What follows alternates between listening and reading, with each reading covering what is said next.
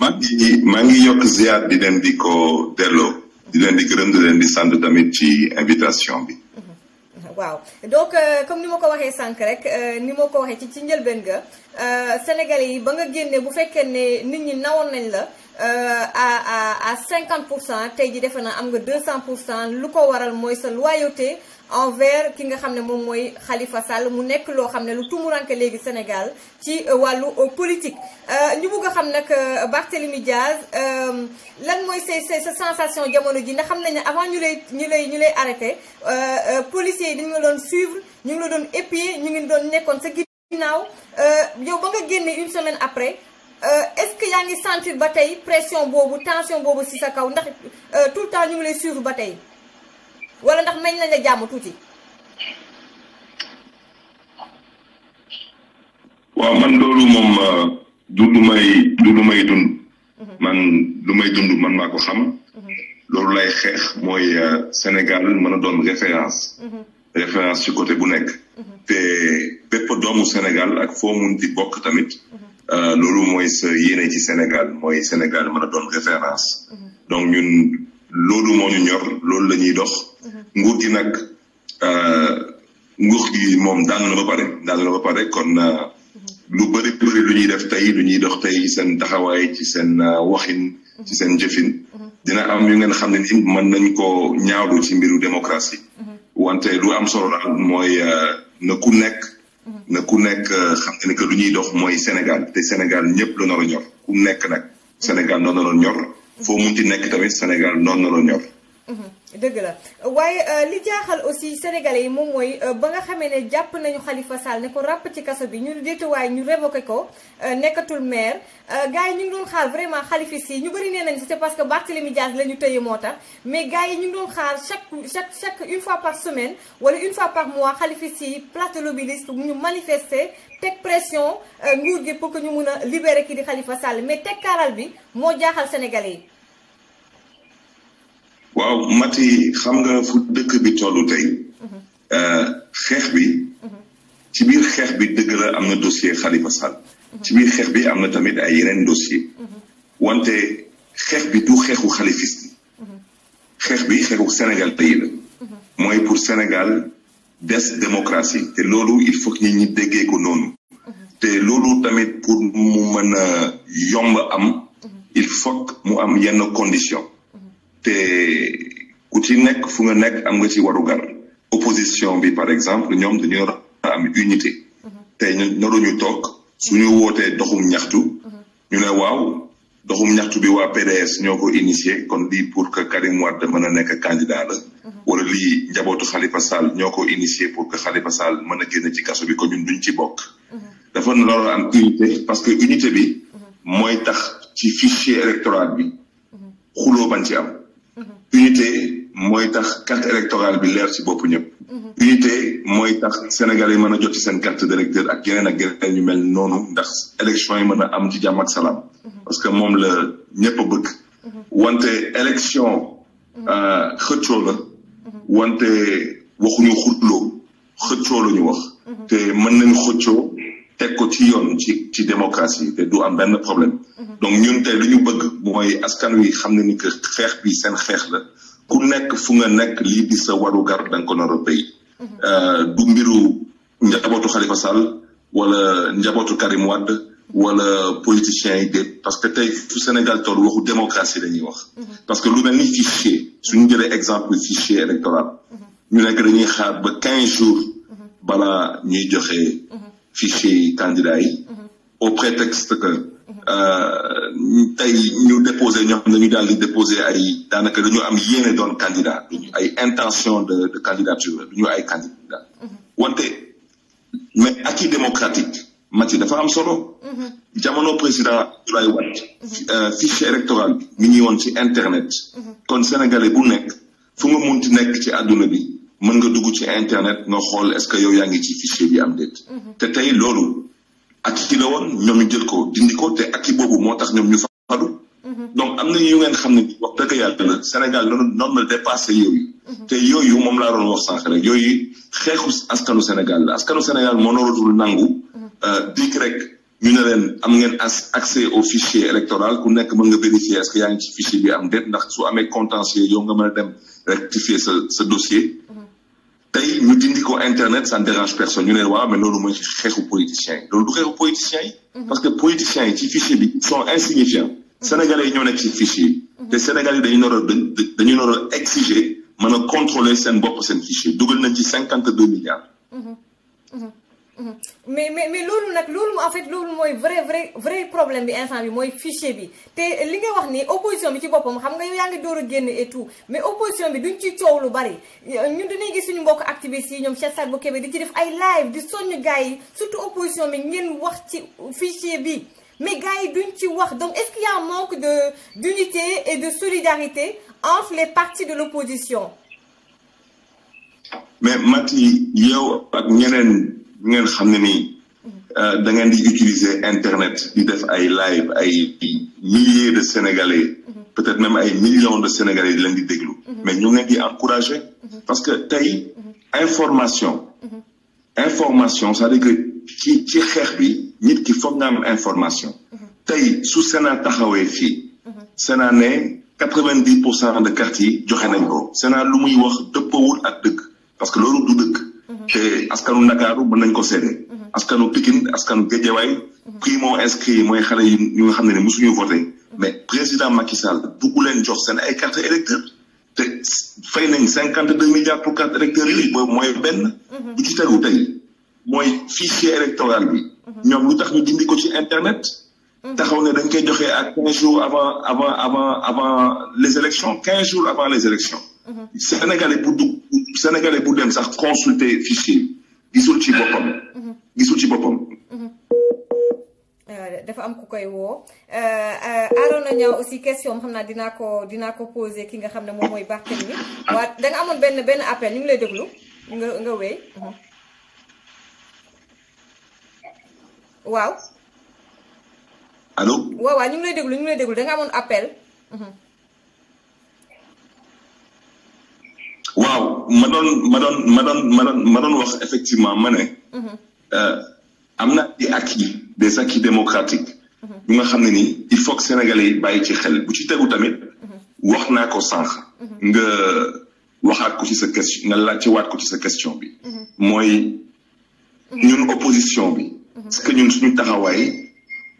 jekk na par rapport ak situation bi taxawaay bi bu mu mën a jekk il faut que ñu am unité bi mooy ñu doon bennoo bokk ndey bokk bay parce que am na ay question Mati am na ay question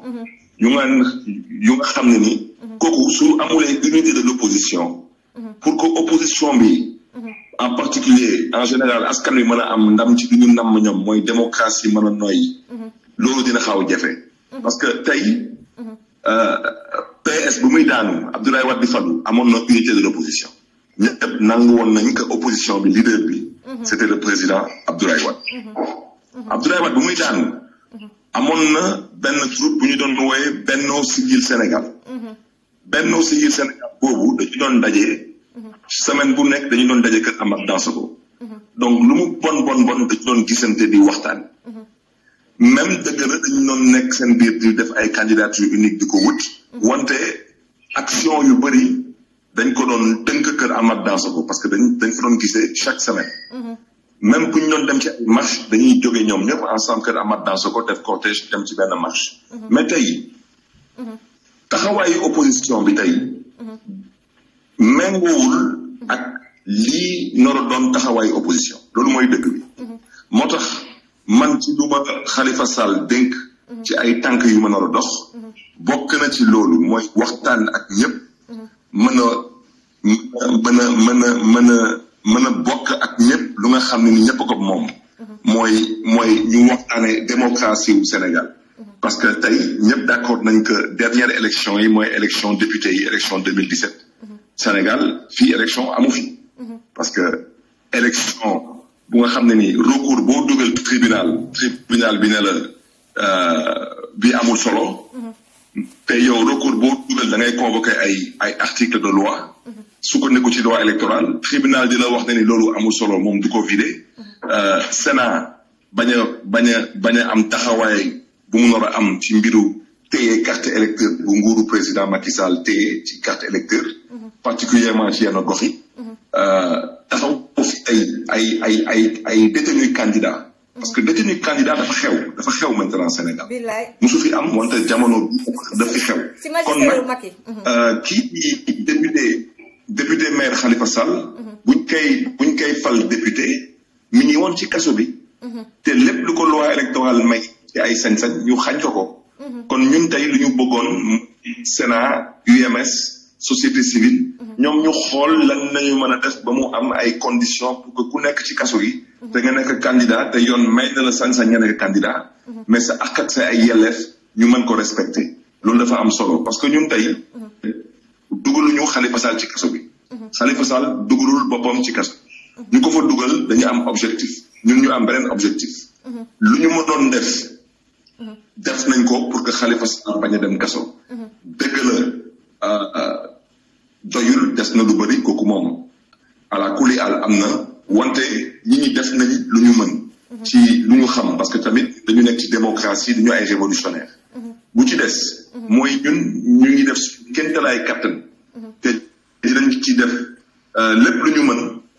ba Khalifa Sall candidature am kenn mën ko bañ kenn mën ko nu mu tudd sax jalgati parce que ñoom tey lu ñu bëgg du ay reddition des comptes ñoom tey lu ñu bëgg mooy Khalifa Sall bañ a bokk ci élection te loolu ñoom teguñu ko ci yoon parce que ñoom lu ñu bëgg tey mooy tànn seen ay candidat organiser seen ay élection téye carte yu ñu bëgg a téye joxe carte yu ñu bëgg a joxe te tamit résultat yi ñu bëgg a dégg te loolu méngoowul ak démocratie moo tax ñu ngi ñaax tey képp ku ñu mën a jàppale ci unité de l'opposition boobu képp ku mën a dox pour que opposition mën a doon benn say mu def ko bu ci tegu tamit mooy sénégalais fu ñu munti bokk nag parce que ku nekk am na foo bokk parce que fu mu bon lu mu bon yaa ngi bokk biir Sénégal kon nag ku nekk fu mu nekk wala fu sa xol nekk na nga góorgóorlu ba lu ñu namm ñëpp ci Sénégal mooy Sénégal man doon démocratie te loolu lañu président Macky Sall diggoon te defu ko ñu mën a def suñu kéemtalaay kattan ba loolu mën a doon incha allah. waaw parce que am na ku wax ne une partie Arona Niang sama mbokk immigré nee na une partie de l'opposition travaille pour Macky mu am aussi keneen ku la naan du la laaj ni la bu fekkee ne Khalifa Sall génnul ci kaso bi est-ce que yéen vous êtes prêts ngeen nekk ci ginnaaw benn coalition pour ngemb benn candidat pour mu jàkkaarloo ak it Macky Sall. waaw fu nga daanalee foofu lay commencer. ñun duñu boycotter élection président. parce que ñun duñu boycotter Sénégal. kooku nay leer. électorat bu noor a woteel Khalifa Sall. su ci yàlla andee incha allah dina woteel Khalifa Sall. amuñu plan B parce que taxaw fii di wax ay waxu plan B. loolu man dama ko jàppe ne ni dangaa ñàkk gëm yàlla. parce que waa APR. ñoom amuñu plan B. suñu leen laajoon tey ana seen plan B xalaatuñu am plan B. lu tax ñun ñu nar a nangu ñoom ñu liggéey pour que ñun ñu am ay plan B. parce que ñoom suñuy demee ba ñu am plan B su plan B bi jekkul ci ñoom dañuy pousse pour ñun tamit ñu dem wuti ji plan C. te kooku duñ ko def. ñun suñu plan la ñu am. bu ci am solo tamit. ñun biir parti socialiste. amoon na xeex bu ñu fa xeex ñu ne parti socialiste day am candidat. te lu xeex bi mën di tëddee. nu mën di tëddee. nañ jàppale ni que ñun parti socialiste dinañ samp suñu candidat incha allah suñu candidat tànn nañ ko mooy Khalifa Babacar Sall. di camarade socialiste. te ba tey lu ma wax moom lay biiralaat fii ñu ngeen xam ne ni ñoom dañu tànn pour ñu jiitee parti socialiste. kenn ci ñoom mënuñu dàq biir parti socialiste. ay wax rek la.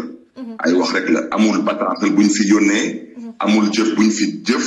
pour wane ne que ñun bokkatuñu biir parti socialiste. parti bi kenn moomu ko. askanu Sénégal ku ci nekk fu nga nekk su la neexee nga laajte sa paaru parti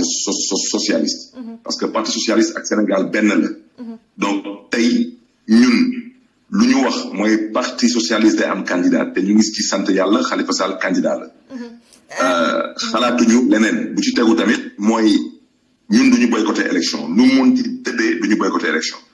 parce que tey fu Sénégal tollu tey lu am solo d'abord suñu xalaat bu gàtt mooy ku nekk yaa ngi xëccoo am na solo wante bu ci ëpp solo mooy na yàlla def lu gën ci Sénégal Sénégal démocratie la ça veut dire que Sénégal ku nekk fu nga nekk lu nga nekk dañ la ci nar a respecté jox la sa wàccuwaay mais mënuñu nangu nekk ci Sénégal ku sol marron beige ñu may la jàmm ku fi woote leneen ñu bëgg la dëkkandoo fa dëkkul loolu méngoowul ak démocratie waaw am na aussi ku la laaj ni la ce jour libération ndax mun nga ko dëggal c'était vers 5 heures du matin te dañ la bàyyi on vous a laissé à vous-même en fait dañ la bàyyi noonu rek nga jël sa taxi nga dem te lu nekk mënoon na la fa dal est-ce que yaa ngi dëggal li ni mel am na ku la ko laaj benn internaute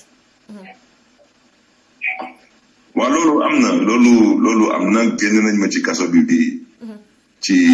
suba teel ay 5 heures du matin man ma doon xaar suma chauffeur 7h30 ñoom ñu génne ma 5 heures heure yooyu nag Ndakaaru moom day nalaw donc amuloon kenn ci mbir gi ma daal di dox biir Rebeuss ba génn côté corniche bi noonu daal di am taxi waxaale ko ñibbi suma kër dëgg la mais xam nañ ne Barthélémy balaa may ñëw ci question internaute yi parce que aussi ñu lu ñu bëgg moom mooy interactivité entre yéen hommes politiques yi leaders yi ak it aussi le sénégalais lambda d'abord xam nañ ne c'est pas du sa premier séjour carcéral mais bii nii da nga génn gars yi xaw a choqué wu nee nañ da nga perdre beaucoup de poids xaw a dépérir xam nañ ne kaso yombul mais est-ce que sa condition détention yi moom métti woon moo taroon wala lan moo ko waral. Mathi damay dalal xelu ñëpp. man ci kaso bi dañ ma fa traité avec beaucoup de déférence. jox ma suma wàccuwaay. bu ànd ak cër bu bëri. ma leen di gërëm di leen di sant. kaso bi métti na lool tar na lool kaso bi moom wax dëgg yàlla tar na. wante man mënuma wax ne dund naa taru kaso bi. parce que ñun fu ñuy nekk. wax dëgg yàlla dañuy sant yàlla par rapport ak lu ñu xam ci kaso bi. bu ci tegu nag.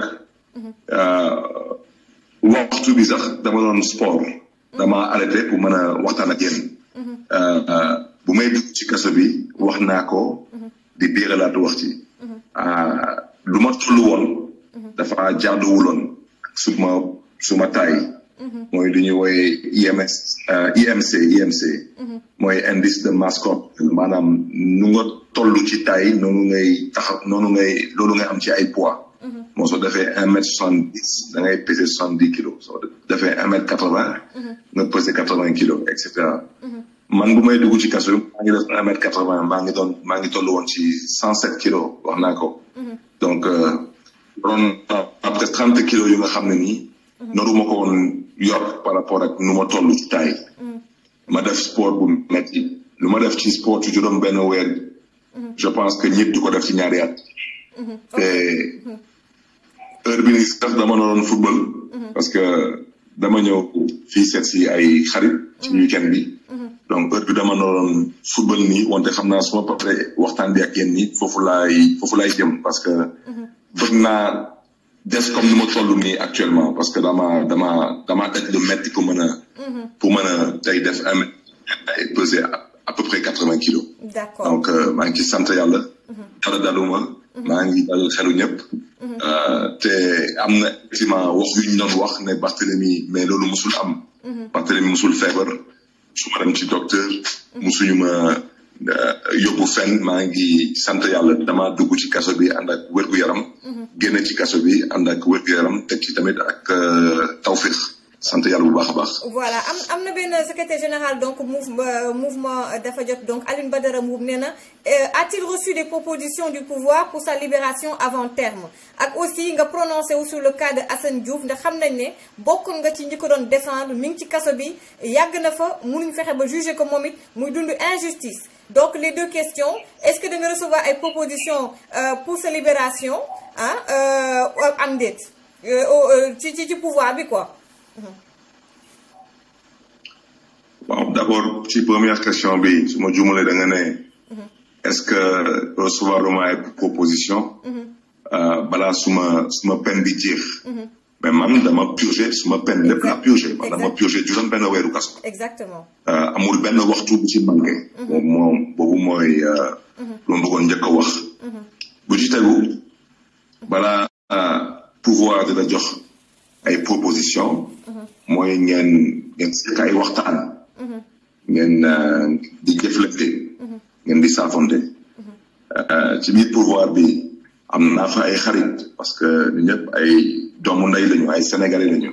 wante sequma ak kenn mbiru waxtaan man duma waxaale ëllëgu Sénégal man dama bokk ci Sénégal. man damay dund ak sénégalais yi ëllëgu Sénégal man lu ko sénégalais yi bëggee noonu lay góorgóorlu ci loolu. wante ay waxtaan ak ay nguur wala waxtaan ak Massamba wala Mademba wala ay arrangement politique kooku yàlla man binduwuma noonu. bu ci tegu nag Assane Diouf ñi ci kaso bi tooguñu waxtaan parce que kooku ñun may ñu ko kenn ci ñun du Khalifa Sall du man du Assane Diouf. Assane ñu bañ ko àttee kooku mooy lu ñuy ñaawlu biir Sénégal tey mooy jaay doole bi parce que lu ñuy def tey Assane du leneen ginnaaw jaay doole loolu mooy dëgg bi. waxtaan nañ ñu mi ngi ànd ak diine mi ngi Assane ba tey mooy fitam mooy gëm-gëm mës a am day soo seqee waxtaan bu gàtt ak moom du waxtaan bi gàtt dina ñaawlu taxawaay nguur gi dina wax ci waxu Sénégal te Assane bu ma bàyyi ci kaso bi Assane fu mu nekkoon daal fa la nekk ba tey am na nag xam ne nekkoon na fi information mooy Assane dañ ko dóor Assane dóoruñu ko lu am ba am man Assane wax na ak man lu mu wax lu ñu waxante man ak moom amul solo parce que lu am solo tey mooy taxawaay bu administration am ci dossier Assane mooy nangu tey lépp lii di akku ak yelleefu Assane ñu koy respecté te directeur administration pénitentiaire di le colonel Bokandé ak jigéen bu ngeen xam ne moo yor kaso bi mooy ku ñuy woowee madame Jogoy ñoom ñëpp waxtu bu mu amee ñoom ñëpp gisante nañu ak Assane gisante nañu ak ay avocat wu Assane Assane tey mi ngi am jàmm daal ci kaso bi loolu moom mën naa ko seede tey am na jàmm ci kaso bi lu ci des nag mooy nguur gi nañ ko atte parce que citoyen sénégalais la te defu fii lu fi ñeneen ñi deful wala waxu fii lu fi ñeneen ñi waxul te lu mu wax moo am ci dëkk bi mu neex ñenn ñi mu naqari ñeneen ñi moo am ci dëkk bi donc ñoom nañ ko atte luñ ko munti atte tamit man lu ma gëm mooy tëdd na ko ba pare bu ci des nag nañu may ñi ñuy jàmm tey nañu may ñi ñuy jàmm amatuñu ñoom nooguñu toog ci dëkk bi bëgg galgal gars yi nga xam ne ñu ngi ci internet bi di joxe seen ay xalaat parce que dëkk bi ñëpp a ko bokk donc dëkk bi kenn kuy juru ci dëkk bi ñëw da ngay fay pour am citoyenneté citoyen nga kon nooguñu toog fii dine dañuy bañ diw mën a wax wala diw bañ a mën a yëkkati ay kàddu ku nekk nag noo gisee na nga ko waxee noonu ku la bëgg dégg na la dégg ku la bëggul dégg tamit na dem zappé ci beneen live wala mu dem zappé ci beneen chaîne dem toppala leen kese am na ñu lay laaj aussi ci kaw Moussa Sy Banda Diop ak it Mamadou Lamine jeunesse socialiste ndax Moussa Sy ñëpp gis nañ fi ay déclaration yu mu doon def ci transhumance ak transhumant yi waaye dafa mel ni yoot na nànk ba dem ci APR kaw Banda Diop Mamadou Lamine bu jeunesse socialiste ak Moussa Sy lañ bëgg nga prononcé wu ci seen cas ñoom. man pour man cas amul. parce que cas mooy daanaka nit ki ala kulli yàlla foog mu nekk foog loolu pour man cas amul politique pour man lu am politique mooy ay dynamique nag boo gis mooy comme train buy daw train moom dina am ñuy wàcc dina am ñuy yéeg dañuy ñaan yàlla rek ñuy yéeg ëpp ñuy wàcc ñu ma tudd noonu moo xam Moussa Sy moo xam ñoom Banda ak ñeneen ñoom ñun dañ leen jàppee ni ay doomu ndey parce que dañu bokkoon ak ñoom démb ak bërki démb lu am nag ba am mooy tey système bi moo tax unité opposition na la am parce que donc lañuy dañ leen di fitale ci unité de l'opposition la ñuy dooleel nit ñi ci unité boobu unité de l'opposition les yaakaar di nit ñi di gën a yokku parce que loolu suñ ko defulee ay cas yu mel ni nit ñi dinañ ko mën a ñaawlu parce que de nguur gi lu muy jéem mooy liggéey pour ñun ñu mën a am xel ñaar ñun askanu Sénégal ñu am xel ñaar non ñii duñu dem parce que ñii am nañ lii wala ñii mën nañ lii ñii amuñu dara nguur gi amuñu dara mënuñu dara ànduñu ak kenn demuñu fenn wax ci mooy lan mooy ñun ñoo nar a gëm suñu bopp lii yëpp te ay jaar-jaar ay xoxatal la ay wax ju bëri ay kaso ay yooyu yëpp ay xeetu nelawal askan wi la ay xeetu liggéey pour askan wi am xel ñaar ñun loolu noruñu ko nangu moo tax moo xam ñoom Moussa Sy ak ñeneen man nu ma leen mën a wax daal mooy nañu bàyyi xel ci lu ñu waxante woon lu ñu bàyyi xel su mën a nekk ci lu ñu seqoon te lu ñu waxante woon mooy Sénégal lu ñu seqoon mooy Sénégal te ñoom bokk nañ ci responsable yu waxoon yu tegoon seen yaakaar ci loxo Khalifa Sall ginnaaw yàlla bokk nañ ci responsable yu tànnoon Khalifa Sall ci taxawaay bu Khalifa Sall am tey te loolu yëpp dañ ko waxante woon dañ ko defoon dañ ko doxoon ngir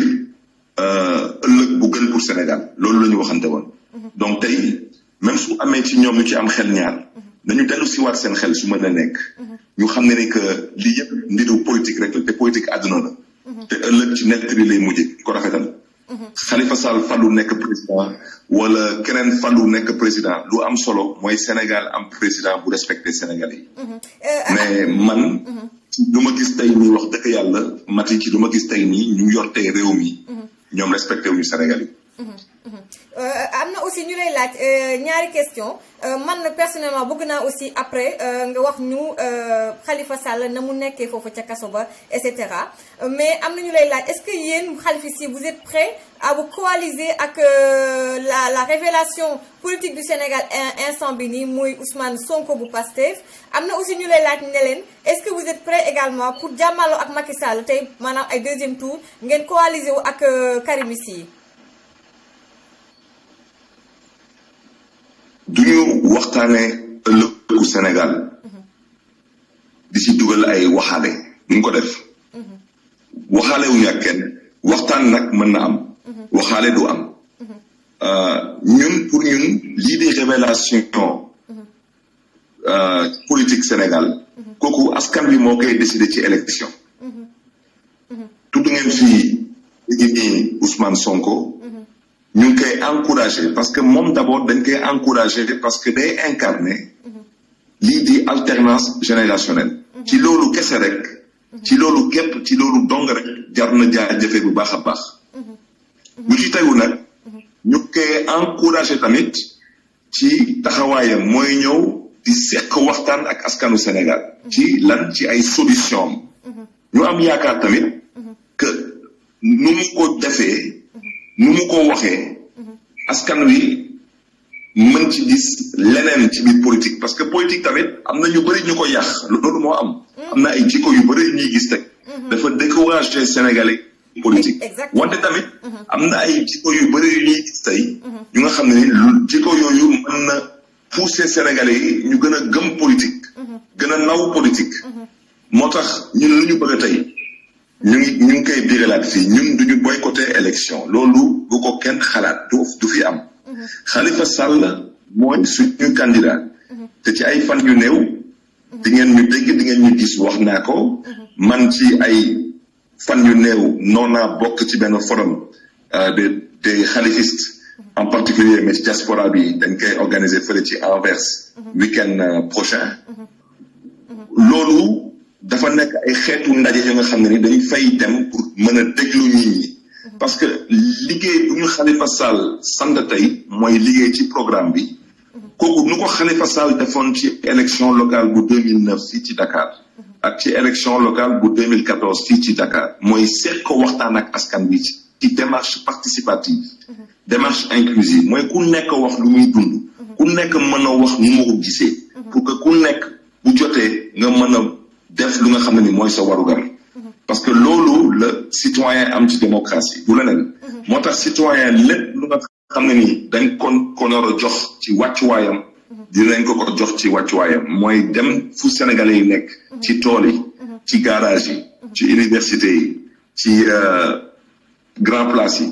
waxtaan ak sénégalais yi ñu mën ñu jox seen xalaat ak suñu gis-gis ñu mën ko tënk mu doon programme au candidat Khalifa Sall te ñu ci ñaan yàlla def ci jàmm donc bu ci tegu nag mënuma toog ne Khalifa Sall su nekkulee candidat lii la ñuy def wante lu am ba am situation bu munti am mooy ñun dañ liggéey pour que lu fi nekk mën fi jógee parce que lu fi nekk baaxul ci démocratie kooku il faut que nit ñi déggee ko noonu baaxul ci démocratie parce que démocratie jikko la ngeen jégal ma daal ci kàddu yi wante wax dëgg yàlla baadooloo mënul yor réew loolu wax dëgg yàlla mënul nekk. waaw sànq yaa ngi ko doon wax mooy problème fichier yeeg ak aussi carte yi parce que xam nañ ne fële ca Brésil également ak Argentine gars yi dañoo bindu mais ba léegi jotuñ ci seen carte d'identité yi boo demee fu mel ni Milan sénégalais yi dañoo am fulla am fayda dañuy dem ba ci consulat ba def fa doxum ñaxtu def fa bruit ñoom ñëpp nag opposition bi yëpp. daal di fa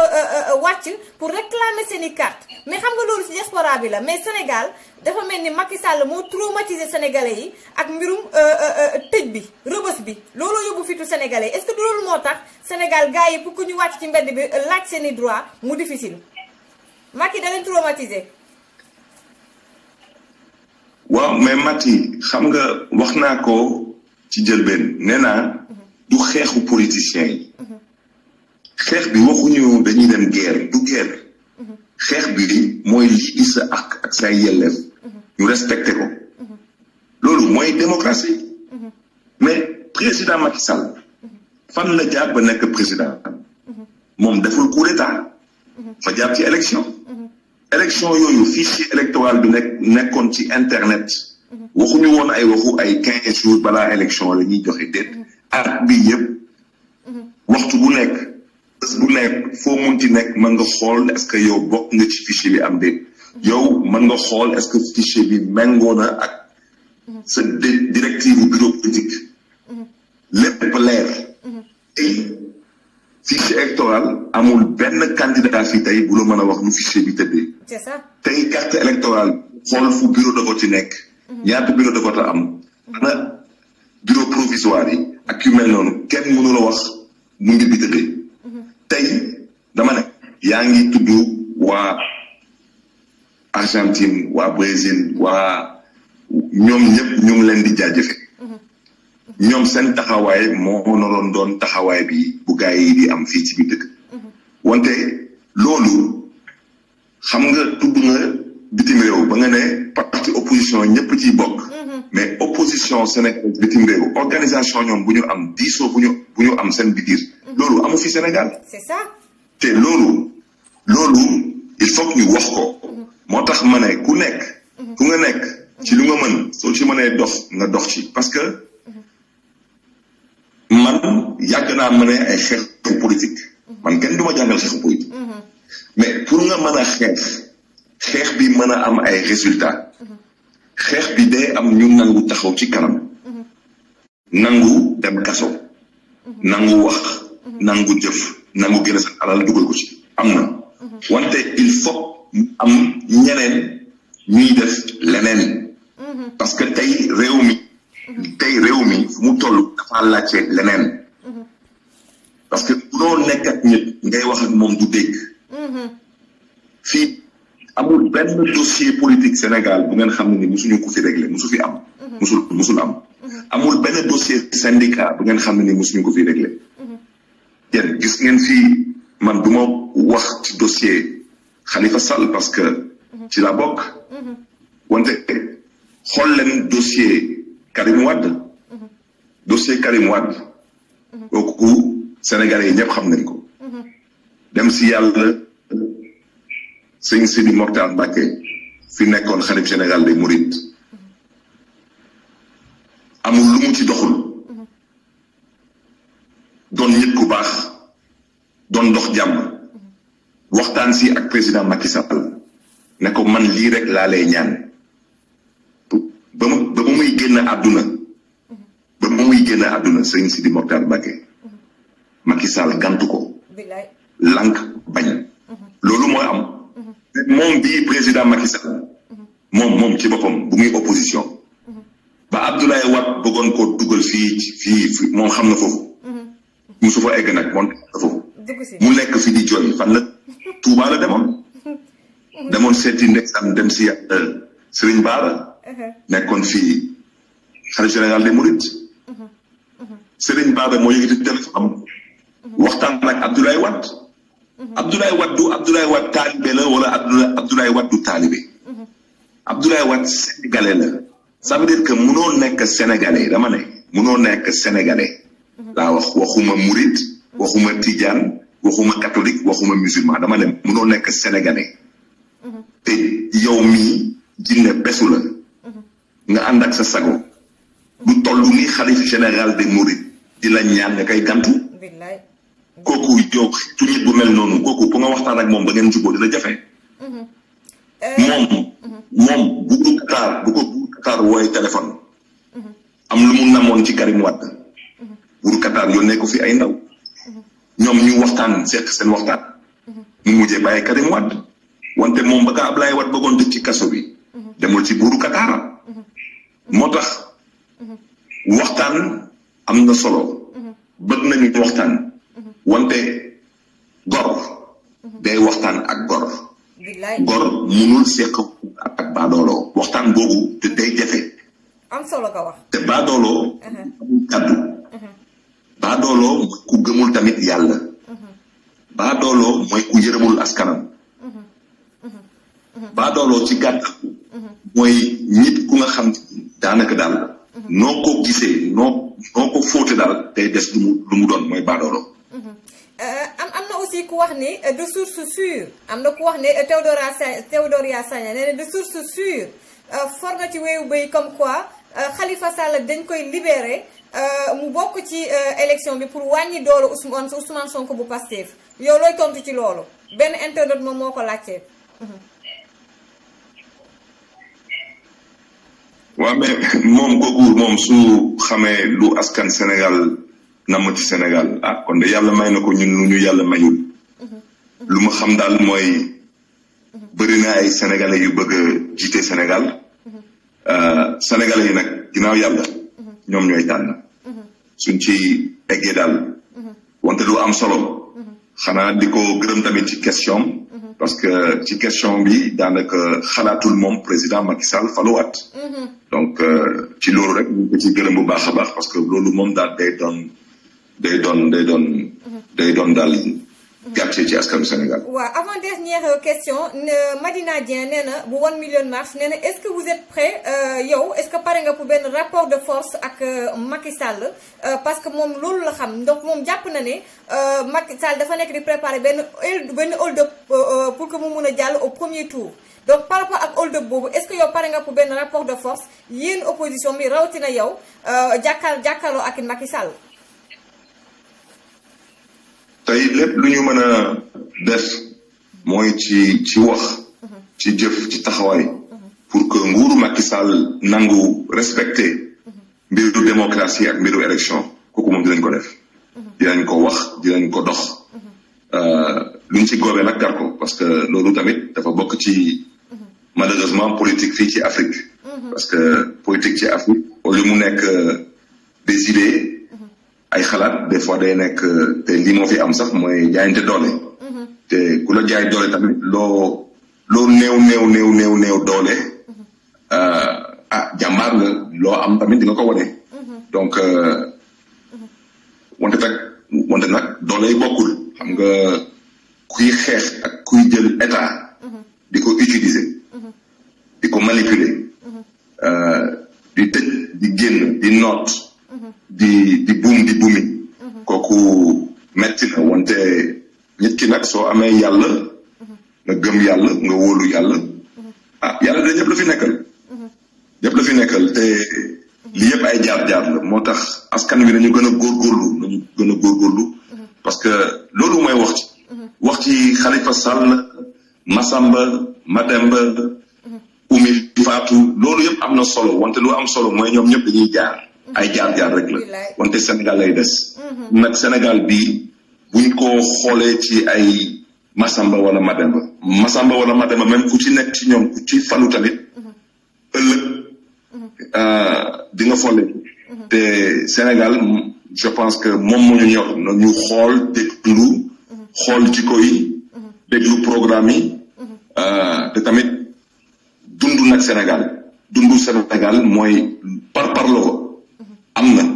wante Sénégal kenn parparloo xajul suñu diggante suñuy waxtaanee Sénégal foog ñu bokk ko foog ñu tënk Sénégal ñu nangu ni que ku ci nekk am nga droit xëccoo wante am na lu ngeen xam ne ni kenn du ko laal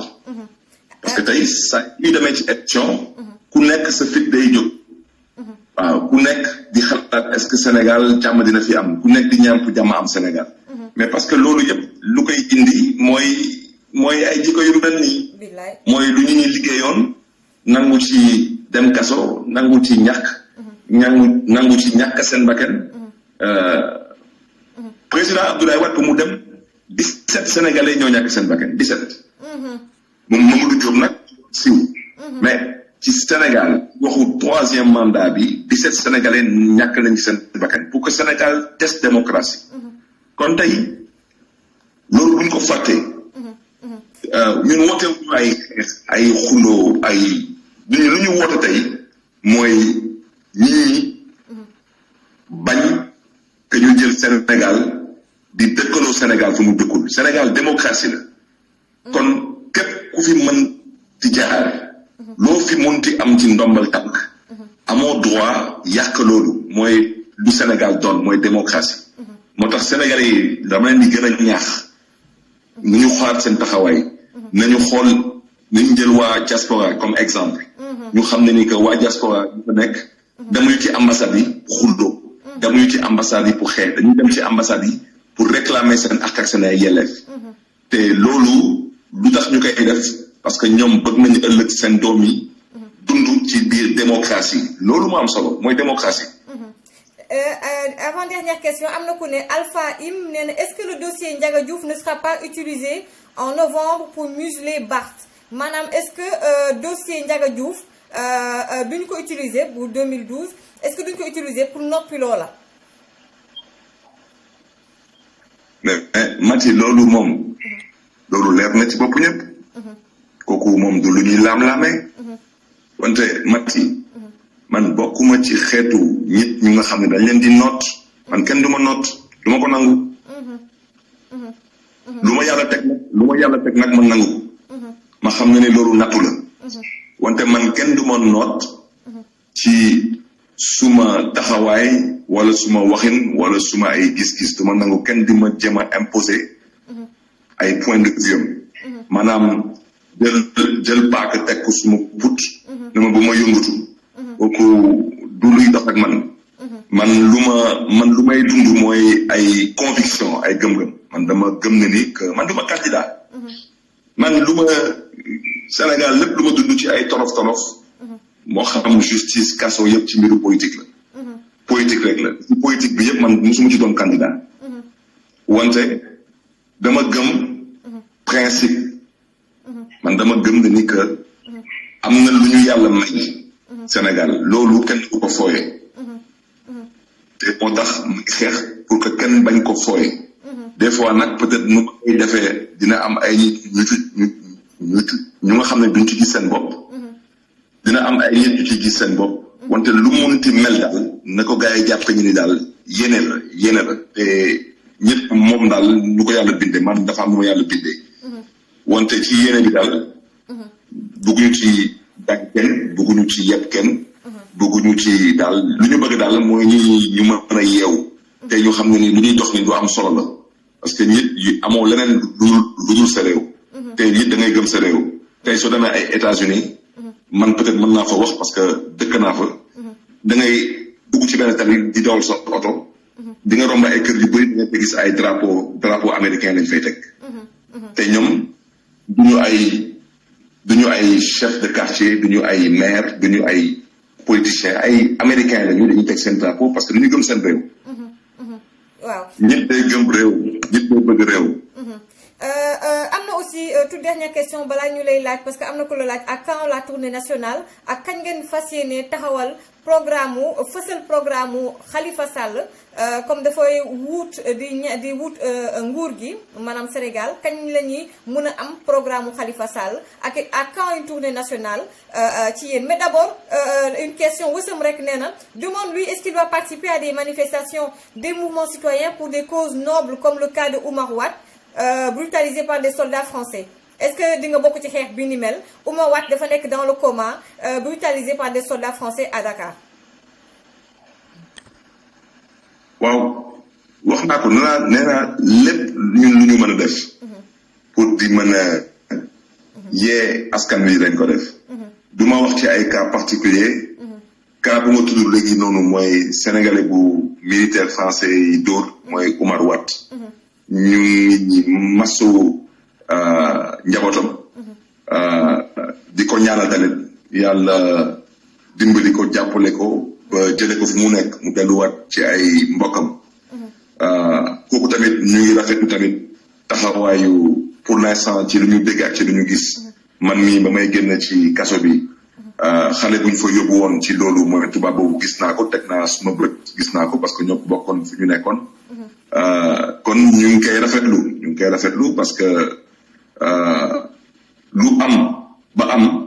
mooy ci dossier boobu coup et blessure am na parce que dóor na ñett te ñett dóor ñett donc coup am na blessure am na parce que ñett ki mi ngi ci hôpital bi donc ci loolu tamit am na lu yoon wax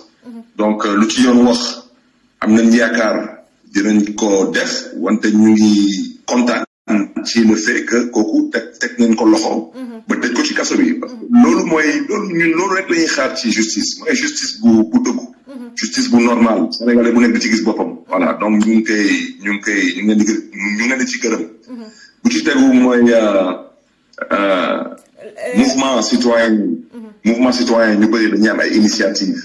seen initiative nit ki suñu invité soo mënee ñëw nga ñëw nit ki soo gisee que cause nationale la soxlawul ñu ne ci invité tamit nga ñëw mais bañ a def lu ñuy woy récupération politique parce que loolu mën na ñàkk ku nekk daal moom bu ma doon wax sànq ku nekk na nga béy sa waar fu nga nekk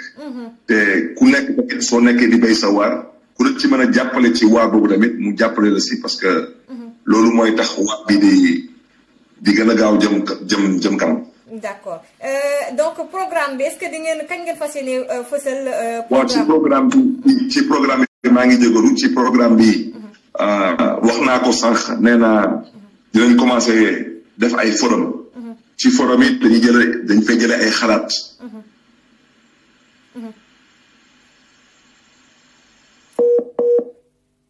waaw defe naa dañ koy woo.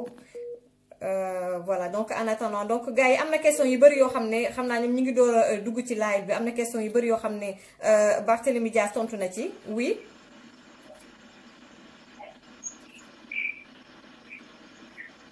waaw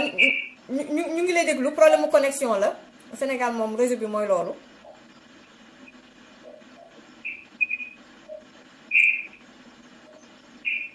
allo Barthélémy.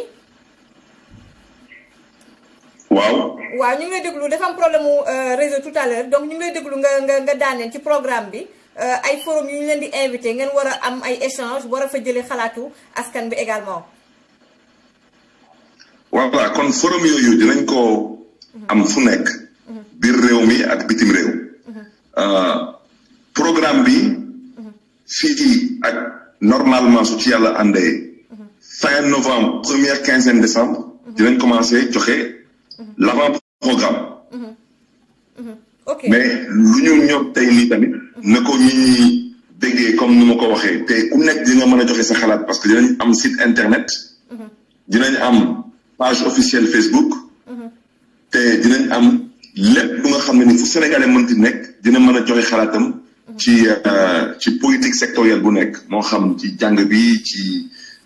santé bi ci mbay bi ci lu munti doon di nga mën a joxe sa xalaat te loolu yëpp dañuy jéem a tënk tey am na équipe bu nga xam ne nii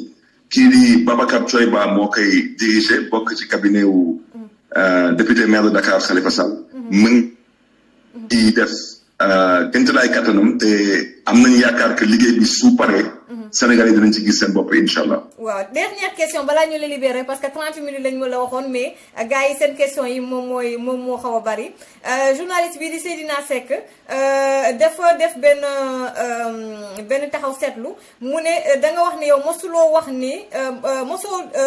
wax magistrature mais magistrature nga wax mu tegaat audio bi daal di ne yow magistrature moom nga wax foofu. donc yow lan nga mën a expliquer ci li ni mel sa conférence de presse da nga ne waxoo magistrature mais magistrature nga wax moom mu weddi li ni mel. waaw xam nga man homme politique la. man lu ma naroon wax naa ko. te Sénégalais yi ñëpp dégg nañ ma. te ñu ma naroon dégg nañ ma nag ñoom tamit dëgg. te maa ngi ciy sant la dëgg.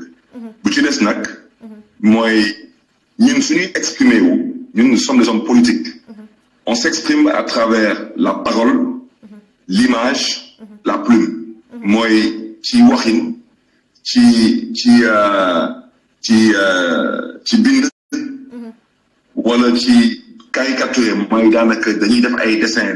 dañuy imaginer ay contexte. dañ koy xalaat di waxtaan ak ñi ci xalaat boobu donc ci lu ma wax ci magistrature bi loolu amul kenn ku ko fi mën a weddi parce que tey Sénégal yi kontaanuñu ci taxawaay bu magistrature bi am ci yenn dossiers yi waxuma ci lépp ak ci ñëpp ci dossiers yi parce que ay dossier public la tey su ma waxee ci waxu Khalifa Sall ñu ne waaw dafa ànd ak Khalifa Sall mais man ànduma ak Karim Wade wante man kenn du ma gëmloo ni que Karim Wade dëkkul Sénégal munoo doon doomu Abdoulaye Wade Sénégal ñëpp xam que Abdoulaye Wade fii point E ñu ne la yow mii Karim Meïssa Wade Abdoulaye Wade di sa papa yow dëkkoo fii te kooku dañ ko wax en matière électorale te matière électorale fonctionnaire mënul àtte lu magistrat noro àtte mënul nekk ci tegu dos moo tax ma ne am na ay jëfin ay waxin ñu koy gis ay taxawaay ñu koy gis ñun suñu warugar mooy di ko ñaawlu ci wax ci nag des fois mën na dëng mais wax bi nu mu dëngee rek noonu la jëf boobu tamit dëngee c'est ça parce que jëf bi su rafetee il faut que wax ci rafet wante jëf bi su dëngee mais ala kulli al il faut que wax ji dëng parce que dëkk bi moomu ko dañ ko bokk lu ñu bokk dañ koy waxtaanee dañ koy teg ci yoon wante yow moo taxaw fële nga wàccee yoon def lu la neex nga bëgg nag nit ñi noppi mais loolu ñun suñu nangoo noppi mais daanaka ñoom lu ñu namm ci ñun mooy noot ñun askan bi ñu noot ñu mais day am nit ki nag mënul toog ñu ne waaw dalee àtte ñëpp d'accord nañ ko àtte Khalifa Sall du àtte man waxuma ko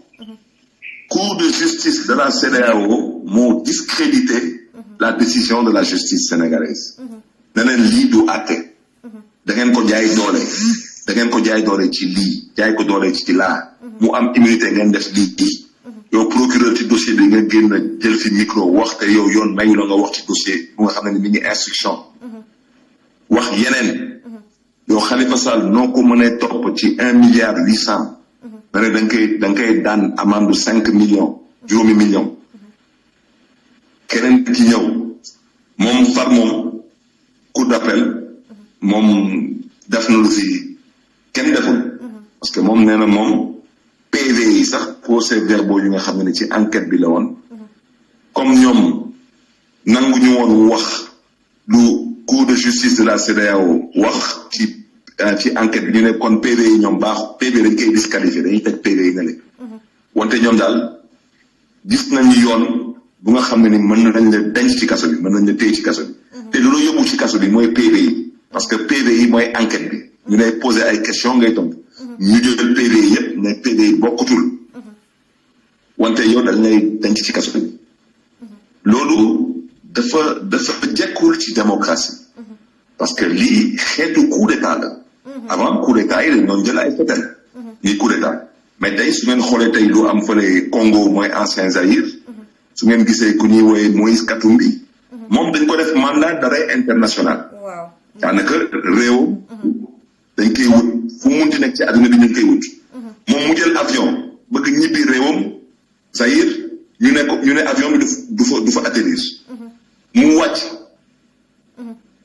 dem jëli ji oto dugg ci biir dëkk bi mu ñëw ba ci frontière bi ñu ne ko oto bi du dugg te soi-disant dëkkam ñu koy wër donc loolu tey loolu moo bees Afrique ay xeetu coup d'état la tey Karim Wade bii mbiru Khalifa Sall lépp ay xeetu coup d'état yu bees la daanaka bugguma jàkkaarloo ak ñii dama leen di sosat dama leen di dëkk ñu dëkkul te yooyu moo tax ma ne Sénégalais yi buñ ko xoolee Khalifa Sall day tëdd kaso wala Karim Wade bokk élection Sénégal moo narul dund loolu Sénégal mérité wul loolu parce que tey dossier Karim Wade fépp fu Karim Wade yóbbu gouvernement du Sénégal pour ñu àtte leen am na fa ndam fépp biir Afrique am na fi ndam biir réew am na fa ndam te ñu fa nekk am kenn nga xam ne weer bi su dee da ngay dem palais di émarger donc ñoom dañu àtte yoon nañu àtte Khalifa Sall jël na état du Sénégal yóbbu leen bitim réew cour de justice de la CEDEAO am fa ndam parce que lu état Sénégal def tegu ko ci yoon parce que dëgg bi mooy lan mooy tey état du Sénégal dafa am ñuy sukkandiku ci kaw état du Sénégal pour mën a def lu ñu na ma def mooy bañ a organiser ay élection tànn ay candidat téye carte xale yi téye fichier électoral bi moo tax ma doon wax ci waxu unité de l'opposition boobu nag dafa am solo sénégalais yi nañu am même taxawaay bu ñu amoon bu ñuy xeex ay 23 juin amuloon parti politique dañu doon xeex ay principe doon xeex ay valeurs amoon ay gëm-gëm ay conviction donc tey man foofu laay waxee te mais ñaan yàlla tamit yàlla xeeb dolli jàppale askanu Sénégal taxawaay bi gën a dëgër taxawaay bi gën a dëgër parce que ñun lu ñu mën ñu ngi koy def wante ñun waaw ñun du ñu ay révolutionnaire ñun nous sommes des hommes politiques ay kaso ay jugement yi yëpp ay jaar-jaar la ñàkk fayda amul benn solo lu am solo mooy na gaa yi na taxaw bi dëgër rek ñun suñu waru gar moom ñun dinañ ko dox bu mët sëkk luñ ci goobee nag ñu xam ne noonu la ko yàlla bindee mais ñun dinañ ko dox bu mët sëkk mooy lu ñu door a wax dinañ ko wax ñun kenn duñu noppiloo lu ñu door a dox dinañ ko dox kenn duñu noot wante tamit gaa yi tamit ñu nekk tamit nañu dox bi fa am solo te dox bi mooy d'abord taxawaay bi parce que président Macky Sall il faut mu xam ne ni que ñun kenn duñu imposer lu mën a ñàkk te tey Sénégal bu toll tey nii tey président Macky Sall dafa yàq démocratie am na solo dafa yàq démocratie am na solo tey il a faussé les règles du jeu am na solo en tout cas ñu ngi lay gërëm di la sant surtout ci sa disponibilité defe naa aussi tontu nga question yëpp donc gars yi ñu ngi lay remercier les Sénégalais de l'extérieur yi connecté woon ak même ñu nekk foofu ca Sénégal lan mooy sa dernier mot monsieur Diaz ñu ngi lay gërëm di la sant. jërëjëf man ci invitation bi jërë ngeen jëf. voilà merci beaucoup. voilà donc gars yi mu doon donc spécial live ak xalifiste yi ku ñu doon dalal tey moom mooy Barthélémy Diaz maire Mermoz Sacré-Cœur ñëw na ci sujet yu bare ñu ngi koy gërëm di ko gërëm lu bare Seydina bu xalima ak info réew mi sax moo ma doon envoyé message ni mais defe naa donc jàllale naa question bi ni ma la ko waxee sànq dañuy enchaîner ak suñu deuxième sujet moom mooy mbirum waa Pastef ak it leader bi di Ousmane Sonko suñu invité di Ahmed Khalifa Niass bu ñu ci jógee dalal également ki nga xam ne moom mooy Karim bu nitu dëgg voilà donc loolu aussi ci ñaari defe yi ñu am te aussi tey jii waaw donc ñu ngi lay dalal di la nuyu lu bare bari Ahmed Khalifa Niass di la ziar lu bare bari